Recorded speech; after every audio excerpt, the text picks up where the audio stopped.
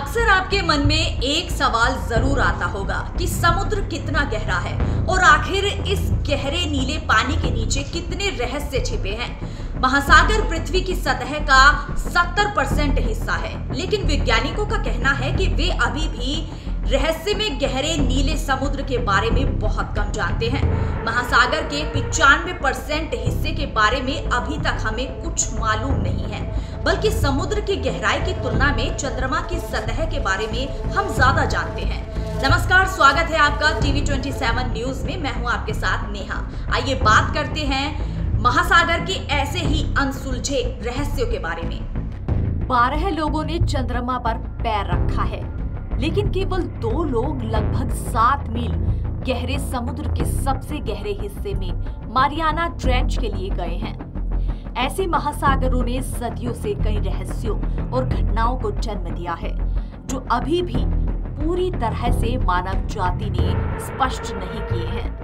महासागर में सबसे गहरी जगह 10,935 मीटर है और ये प्रशांत महासागर के मारियाना ट्रेंच में चैलेंजर डीप नामक जगह है।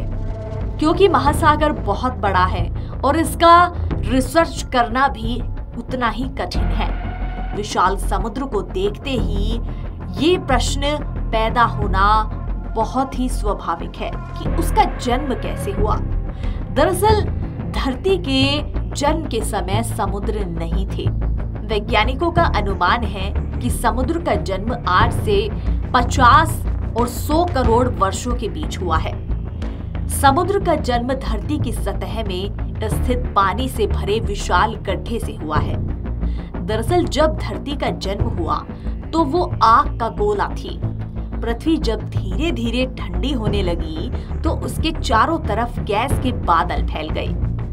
ठंडे होने पर ये बादल काफी भारी हो गए और उनसे लगातार मूसलाधार बारिश होने लगी। पृथ्वी की सतह के गर्म होने की वजह से जो भी पानी बरसता था वो भाप बनकर उड़ जाता और वायुमंडल में बादल बनकर फिर से बरसने लगता था। लाखों साल तक ऐसा ही होता रहा। जब पृथ्वी बिल्कुल ठंडी हो गई तब इस पर पड़ने वाला पानी उबल नहीं पाता था, लेकिन बारिश होने का सिलसिला लगातार जारी रहा। पृथ्वी के निचले हिस्सों में पानी भर चुका था। पानी से भरे धरती की सतह के ये विशाल गड्ढे ही बाद में समुद्र कहलाए। आज भी धरती की सतह पर कई महासागर हैं। गहरे क्षेत्र में अब शोधकर्ताओं ने समुद्र के तल पर पनप रहे एक्सोफिल्स के रूप में जाने जाने वाले प्राणियों की खोज की है।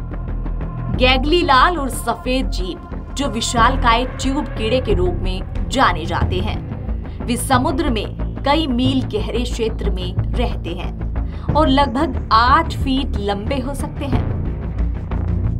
विशालकाय ट्यूब कीड़े गुच्छों में रहते हैं और ज्यादातर उच्च तापमान और सल्फर के स्तर का सामना कर सकते हैं, लेकिन वास्तव में वे ऐसा कैसे करते हैं, ये अभी भी एक रहस्य है।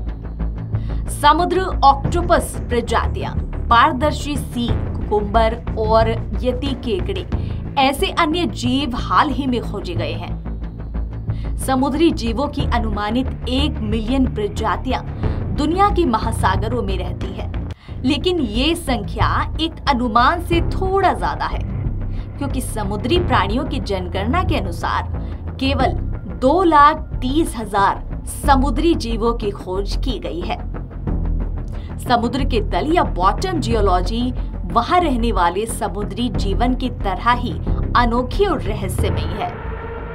महासागर खोजकर्ताओं ने समुद्र तल पर झीलों और तालाब की खोज की है, जिन्हें ब्राइन तालाब कहते हैं, और इनका पानी समुद्र के पानी की तुलना में 3 से 5 गुना खारा होता है और ब्राइन तालाब का पानी ऊपरी सतह पर होने वाले पानी में घुलता नहीं। धरती की सतह पर अन्य खनिजों के साथ साथ नमक भी होता है, जो पानी में घुलनशील होता है। जब बारिश होती है तो धरती की सतह का नमक घुलकर नदियों से होता हुआ समुद्र में चला जाता है। सूर्य की गर्मी से समुद्र का पानी तो भाप बनकर वायुमंडल में जाता रहता है, लेकिन नमक वहीं रह जाता है। ये भाप वर्षा के रूप में दोबारा धरती पर आ जाती है और फिर अपने साथ धरती का नमक समुद्र तक ले जाती है। लाखों सालों से ये क्रिया चल रही है। यही कारण है कि समुद्र का पानी दिनों दिन खारा होता जा रहा है।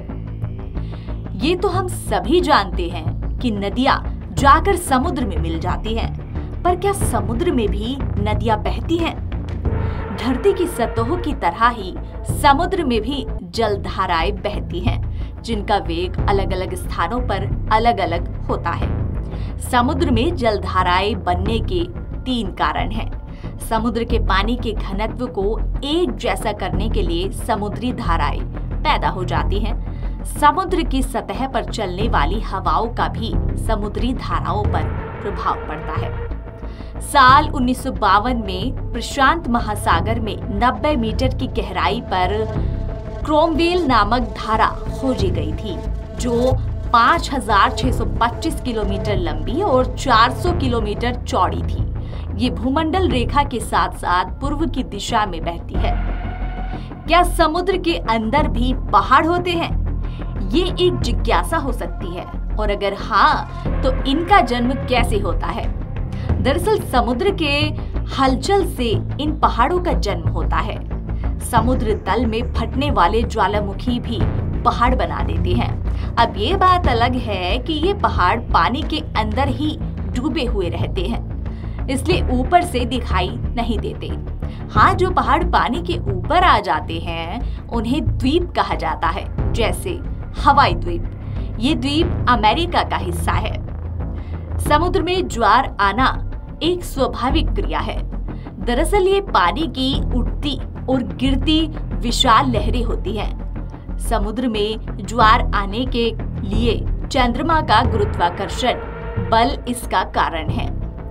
इस बल से पृथ्वी के ठोस भाग में तो परिवर्तन नहीं होता, लेकिन समुद्र के पानी में उतार चढ़ाव जरूर पैदा होता है। समुद्र में कितने जहाजों के डूबने की घटनाएं हुई है, ये कहना लगभग असंभव है, लेकिन अनुमान है कि दुनिया भर में 3 मिलियन से ज्यादा जहाज डूबे हैं, जिसमें एक जाना माना नाम जिससे हम सभी वाकिफ हैं, टाइटैनिक भी शामिल है। साल 1912 14 अप्रैल की रात को टाइटैनिक जहाज महासागर में समा गया था।